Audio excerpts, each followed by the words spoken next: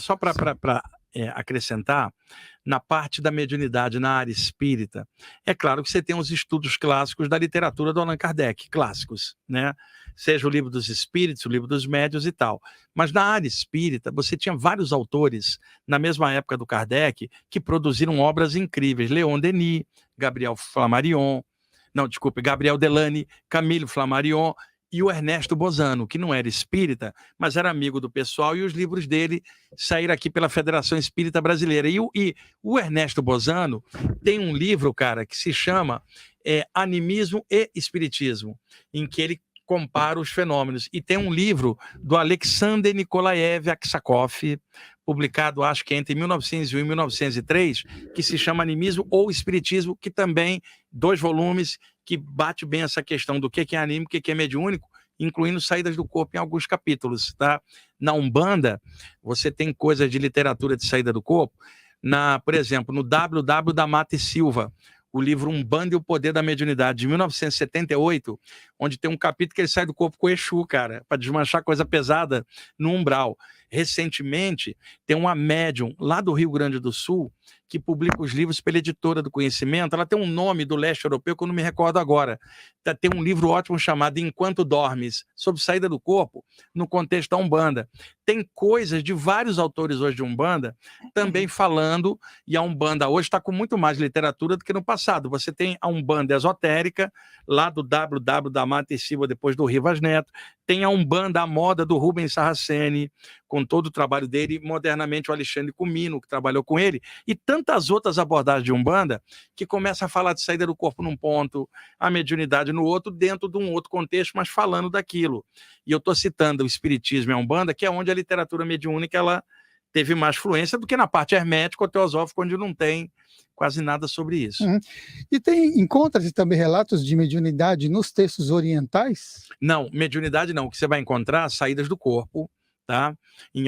Tem alguns fragmentos da cultura yogi, principalmente lá atrás, não atual, que tem relato de saídas do corpo, e a literatura em geral. O Yogananda cita um pouco, não com o nome projeção astral, mas ele cita algumas coisas de saída, misturado no contexto do Autobiografia de um Yogi, o livro dele, o Swami Rama, Swami Sivananda, Swami Satyananda, Hiroshi Motoyama. Você tem um monte de autores que tratam o Hiroshi Motoyama, principalmente no livro Teoria dos Chakras. Tem saídas do corpo pelo chakra coronário, mas a parte mediúnica não. E na literatura yoga em geral, você vai ter fenômenos como clarividência, mas a parte anímica, porque o contexto da Índia daquela época era um contexto mais anímico. A mediunidade sempre existiu no ser humano, mas o desenvolvimento do estudo dela, não da mediunidade, surgiu no século XIX com Allan Kardec em diante, e o espiritismo moderno a partir de 1857, com o lançamento do Livro dos Espíritos primeiro. Mas a mediunidade sempre existiu, mas nunca tinha tido em aberto um estudo sério. Agora, veja, Samuel, lá no Antigo Egito, nas iniciações nos templos, na Antiga Grécia, ou no taoísmo da China, nos mosteiros no alto das montanhas, ou mesmo nos ashrams da Índia, dentro dos estudos que se fazia, haviam várias capacidades, abertura dos chakras, saídas do corpo e, é claro, o contato com o mundo espiritual. Só que isso era feito num contexto iniciático yogi. A mediunidade do século XIX para cá com Kardec é a mediunidade no sentido aberto, popular. Então o enfoque é diferente por isso. E você falou sobre essas questões orientais, eu lembrei de um autor também, a gente citou ele em um dos momentos aqui, inclusive mostrou uma capa do livro dele, né? Mas o que você pode falar sobre um ponto específico que ele relata, que é assim, o Lobsang-Rampa, que ele fala assim, mudando de corpo, isso seria possível? Não, né? não, isso foi um fake, né? O Lobsang-Rampa, ele surgiu no finalzinho da década de 1950, e era supostamente um monge tibetano que tinha vindo fugindo da invasão chinesa no Tibete, e estava na Inglaterra e começou a contar os seus relatos. O primeiro livro chamava Terceira Visão. Daí ele foi publicando, acho que 19 ou 20 livros, eu tenho todos em casa. Um deles, se eu não me engano, o terceiro, se chama Você e Eternidade. Tem saídas do corpo. Vou até ser mais específico. Capítulo 9 ao 12. Você tem saídas do corpo. O que acontece? Durante a década de 60, os livros vendiam pra caramba. E os jornalistas ingleses iam na editora querendo saber quem era o tal do monge, querendo fazer uma entrevista, e a editora mantinha ele no anonimato. Em 1968, mais ou menos, um repórter descobriu a história. Ele era um carteiro inglês chamado Cyril Hoskins, que nunca tinha saído da Inglaterra, e escrevia como Lobsang Rampa. Aí deu o escândalo, cara. Não, é um impostor e tal. Aí ele publica um livro dizendo o seguinte: ele era um monge adoentado no Tibete que fatalmente iriam morrer.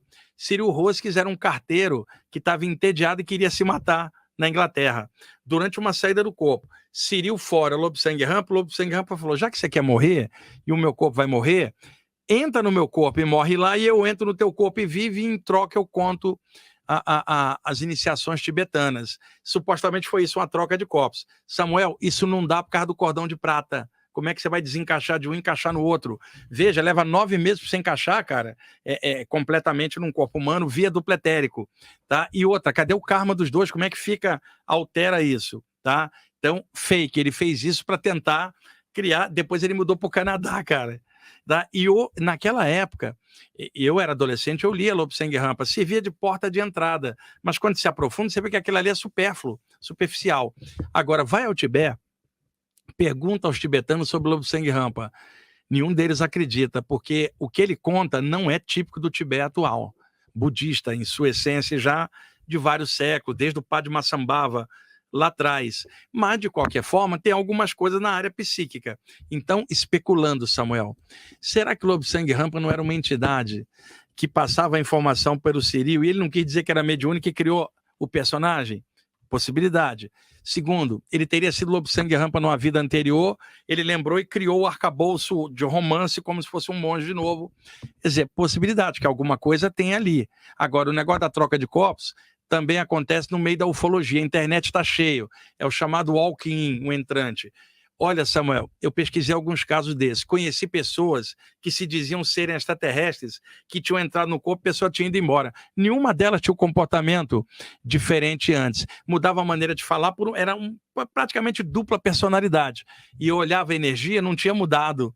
Era casos mentais que a pessoa achava que estava um entrante. E outra coisa, algumas pessoas diziam que o ET tinha entrado, o ET era o espírito, ele era o médium, ele não queria revelar que era mediúnico. Porque lá no movimento New Age americano eu sou channeling, canalização. Então, isso aí é um bololô que não bate.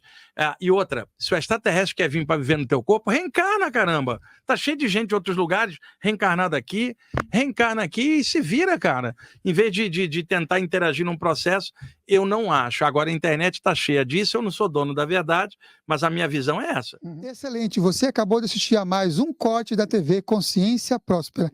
Espero que tenha gostado. Caso tenha interesse em assistir o episódio completo, clique no link na descrição deste vídeo. E se você quer receber mais conteúdo sobre desenvolvimento pessoal, espiritualidade e autoconhecimento, se inscreva aqui no canal. Gratidão e que as melhores energias cheguem até você.